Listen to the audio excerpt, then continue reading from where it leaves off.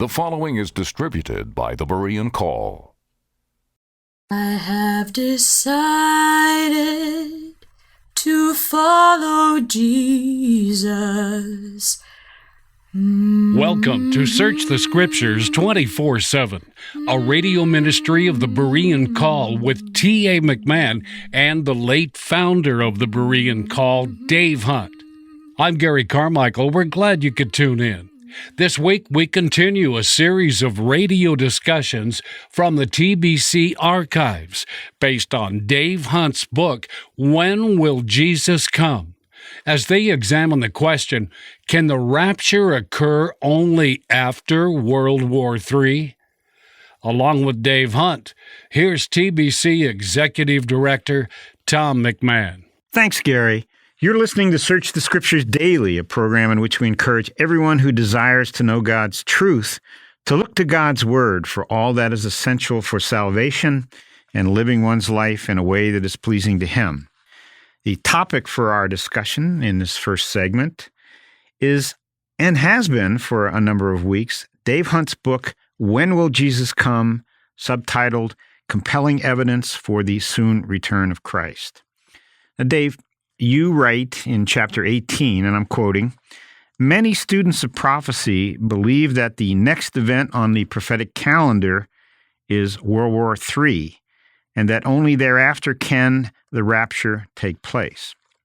Now, as you know, I've been to a number of prophecy conferences where some of the speakers, most of them very good friends of yours, well, they have differences with you regarding Ezekiel 38.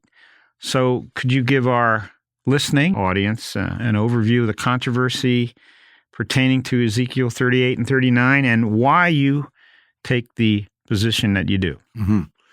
Well, Tom, I just looked to see when this book was written, 1993. Right. That's 13 years ago. So we haven't had World War III yet. I think it was around maybe 10 years earlier than this that I wrote Peace, Prosperity, and the Coming Holocaust. No, it was just before the seduction of Christianity. Yeah. 1985. And at that time, they were all convinced that the next event was a Soviet invasion of Israel. I think interest rates were 23%, if you can remember that. Imagine that. And housing, so many unsold, unoccupied houses. The stock market pundits were predicting a 1929 crash. I mean, this would make 1929 look like a Sunday school picnic. And the death of the dollar was a big item. Absolutely. In Christian bookstores, the death of the dollar, international banking collapse, and so forth. And I think I entitled my first chapter, A Contrary Scenario. That's not going to happen. It's going to go the other way. Now, for the information of the... Dave, what was the Dow Jones then? It was around 700. Wait, you mean 700? You don't mean 7,000. You mean 700? Oh, no, 700. Okay. It's now over 12,000. Wow. So should have followed my advice back there. But, and invest nothing in nothing. Right. Okay. Anyway, no, I do not recommend investing in the market. It's a bad business. You can lose everything the next minute. But anyway, just for the enlightenment of the listeners and some viewers who may be interested, actually the Soviets were planning an invasion. And part of the reason for the Israeli invasion of Lebanon, of course, they had all kinds of problems in there that they had to root out, exactly as they did recently. We're not talking about the recent invasion of Lebanon. We're talking... This was in the 70s. Right. Because they knew that there were arms for a 1 million-man army hidden in Lebanon, much of it in UN territory. The UN helped these terrorists coming north. So Israel went in and they took it out. They brought it back to Israel. I don't know what they've done with it or how good it was. Soviet armaments for a 1 million-man invasion army. Much of it too sophisticated for the PLO, at least in those days, to operate. Quite obvious who it was for. And Israel took care of that. I don't remember how many. I think it was more than 5,000 truckloads. No, it had to be more than that they hauled that all into Israel. Anyway, so they indefinitely were planning. But of course, that was not God's time, and that was what I was going by.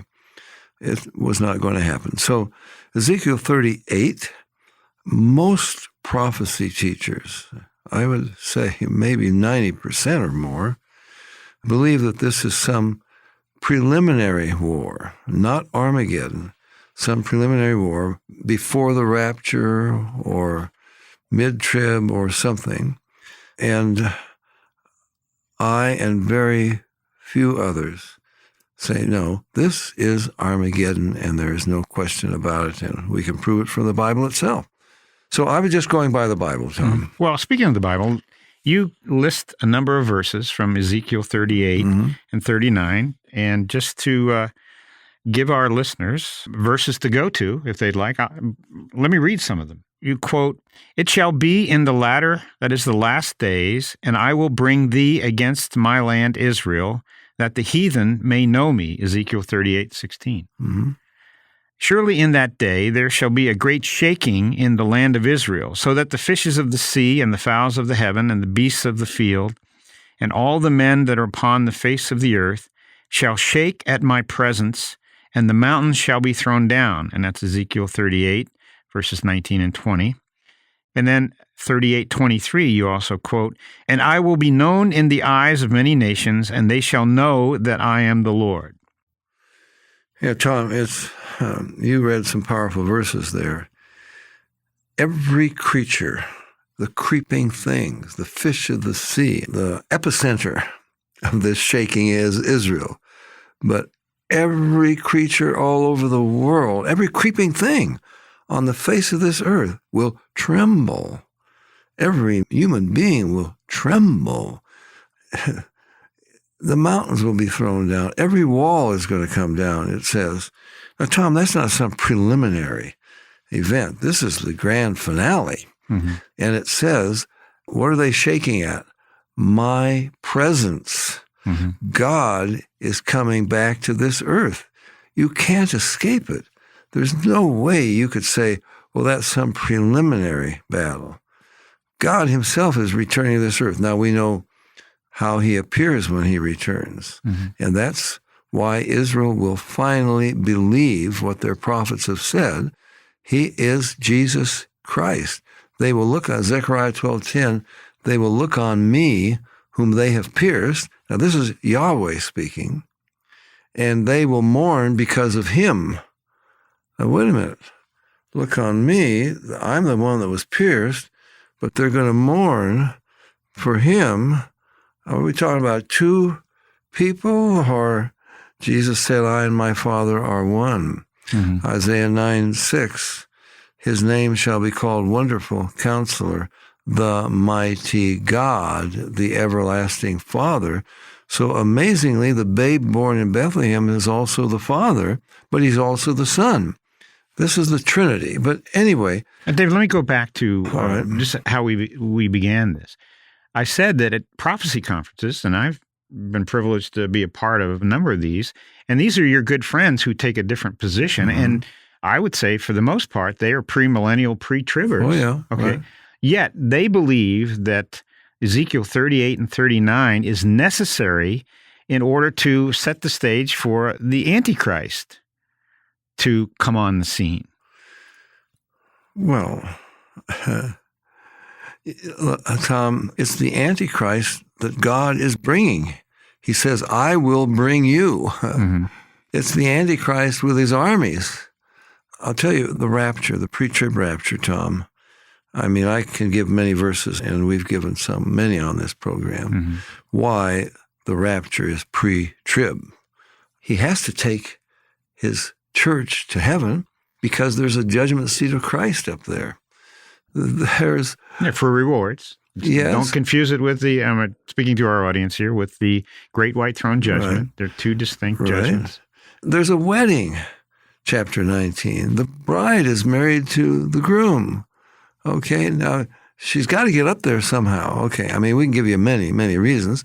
Pre-trib rapture. the saints have to be taken to heaven because there are things that happen in heaven that they must be present for these things, okay? So the rapture is the one event, and it must be pre-trib. It's the one event that could unite this entire world under Antichrist. You're not going to unite the world from Armageddon, and some man is going to arise from a world war or a nuclear holocaust or whatever. You've never brought unity from a war. It only makes hatred grow. But if, well, I'm not saying how many, but if I think maybe 100 million suddenly vanish from this earth. You remember the film Independence Day, and the world rallies, they're under attack. Hey, the world will really rally if 100 million of their fellows have been suddenly snatched off of this earth. Nobody believes it's the rapture. It's got to be, beam me up, Scotty, some, Yeah. they've come. So, Of course, that was the line for, or that was the idea behind Close Encounters of a Third Kind. yeah. People were removed, now they're going to be returned. Yeah. Once they've So, been straightened well, out. Tom, we used to get to some of these New Age conventions and so forth. It was kind of a little bit of fun in those days. See what they were. You remember the guy, the breatharian? Right. Claimed he had a technique. He could get all the nutrition and water and everything the body needed just from the air. And people were signing up to get in on this nonsense. Then they caught him sneaking into McDonald's. Right. But anyway, Tom, it was... Heaven's Gate, remember that cult group waiting for... Yeah. Wow. So these ideas are out there. But the point I'm making, Tom, is nobody is going to believe it was the rapture, okay? But they will think, they know people are missing. Wow. Why did they take them? Why didn't they take me? Where did they take them? Are they coming back to get me? The world will be absolutely terrified. And it's at that moment, I believe, that this man arises.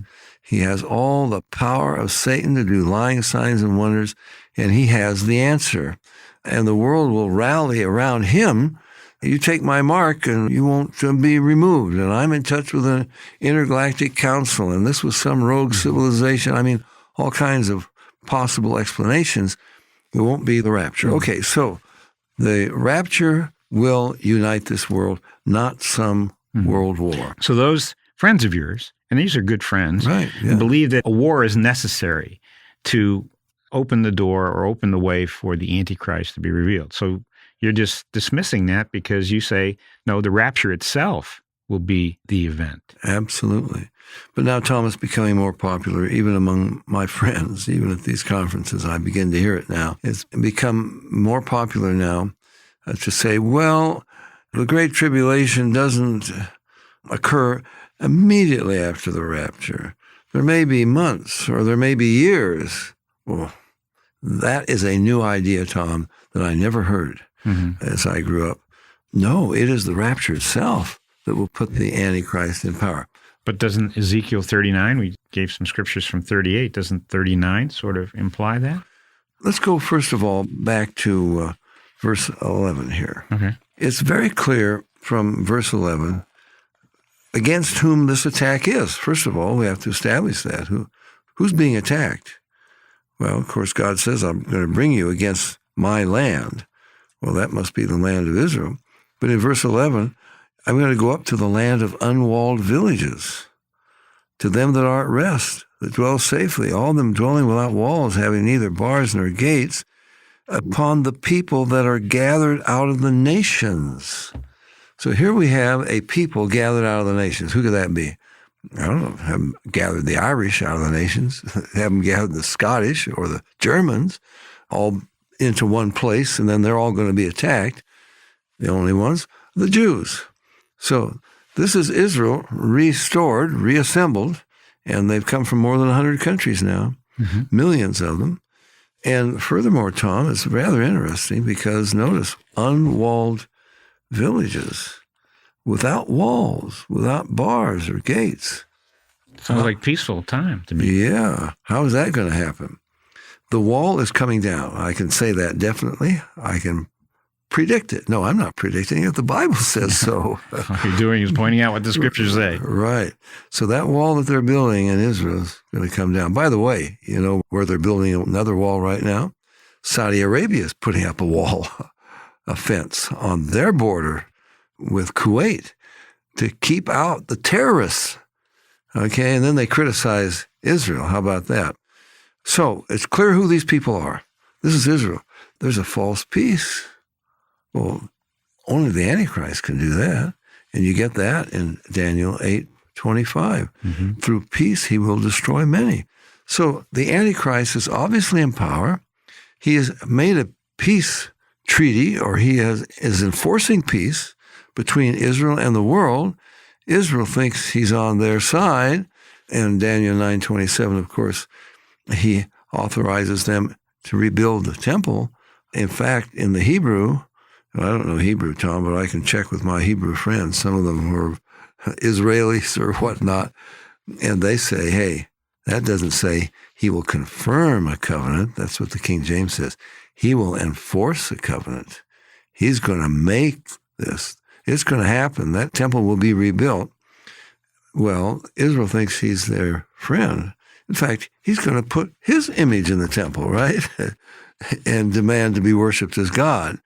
So they have believed this evil man who poses as their benefactor, and they're dwelling safely without walls and gates. That, of course, is when he's going to come against them. And you don't have to be too bright to see that coming along, Tom. Mm-hmm. Why? Mm-hmm. Israel is such a burden to us. I'm just speaking the way people think. Why should we keep helping Israel, this tiny little nation? And it gets the anger of all the Muslim countries, and they have the oil and so forth. And finally, the world will be fed up with Israel. And I think, Tom, again, I'm not dogmatic about this. I think one of the things that really angers the world, the final straw that breaks the camel's back, I don't think the plagues that God pours out upon this earth are going to come to Israel. Well, we have the example of the land of Goshen, right, when the Israelites were in Egypt.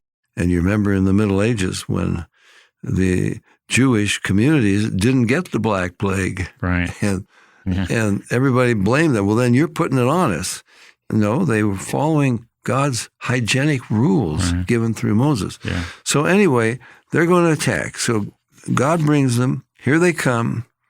And he will personally intervene to rescue them. Remember, Jesus said in Matthew 24:22, except those days be shortened, no flesh would survive. Israel has nuclear weapons. They're not going to lay down all their weapons just because they knock down the fence. Well, but that brings up a question I have, Dave, out of Ezekiel 39, which I'll get to in a minute. But let me read some verses from Ezekiel 39. Okay, Tom, Ezekiel 38 deals with the nations of this world and what God is going to do. There are two purposes of Armageddon. Mm-hmm. Number one, we're going to punish the nations of this world for what they've done to Israel. Joel 3, verse 2 gives you that too. Verse 39 now turns to Israel. So what is God going to do with Israel? He is going to break their hard hearts. He is going to put them in such a desperate strait that they will have to call out for the Messiah. Mm-hmm. And that's what chapter 39 is about. Right. And Dave, we've mentioned this over and over again, but I have to keep saying it. This is not your idea. You are reading from the Old Testament. Exactly. Okay. You are reading the prophet Ezekiel, a Jewish prophet. Right. And, well, I'll read some verses from Ezekiel. Chapter 39, verse 7. So I will make my holy name known in the midst of my people Israel, and I will not let them pollute my holy name any more. And the heathen shall know that I am the Lord, the Holy One of Israel. Okay, Tom, let me stop there for a minute. So if there's a point of time coming, from then on, Israel will never pollute God's holy name. They've been converted. Right. This is the grand finale. If this were some preliminary war, and before the rapture, let's say. Right, which some pre-tribbers, premillennial pre-tribbers believe. But Israel is converted now. They never pollute his holy name again. From that time forward, no, this is Armageddon. Okay, go ahead. Ezekiel 39, verses 17 and 18. Speak unto every feathered fowl, assemble yourselves, ye shall eat the flesh of the mighty and drink the blood of the princes of the earth. Sounds like Revelation 19. Yes. Which is Armageddon. It's exactly what it says in Revelation 19. Right. And then Ezekiel 39, verses 21 and 22. And I will set my glory among the heathen, so the house of Israel shall know that I am the Lord their God from that day and forward. And let me just finish with 29. That's the salvation. Right. Neither will I hide my face any more from them, that is Israel, for I have poured out my spirit upon the house of Israel, saith the Lord. And that's Ezekiel 39, verse 29. Yeah. This is finality, I think, Dave, with regard to Israel. Yeah. This is Zechariah chapter 12, where God says he's going to pour upon them the spirit of supplication, and they will call upon him. And then he says, they will look on me whom they've pierced, and they will mourn. So this is the redemption of Israel. And Tom, we've got to come back. We're not finished with this. No. We have to come back. Well, I've got some big-time questions here. Oh, okay. We got to come back next week because there's an amazing verse here. Verse 28. Then shall they know that I am the Lord their God, which caused them to be led into captivity among the heathen, but I have gathered them unto their own land and have left none of them any more there. At this time, every Jew on the face of this earth will be back in Israel. They will be miraculously taken there. That has never happened yet. It's going to happen.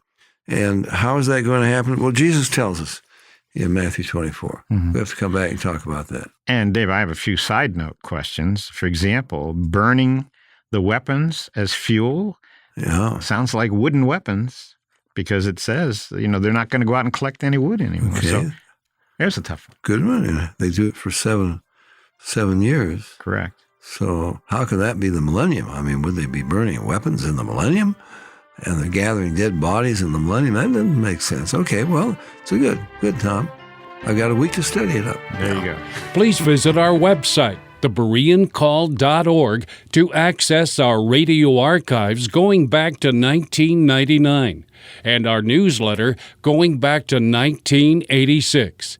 We offer daily updates by email or visit us on Facebook or Twitter. Are you looking for information about a specific topic?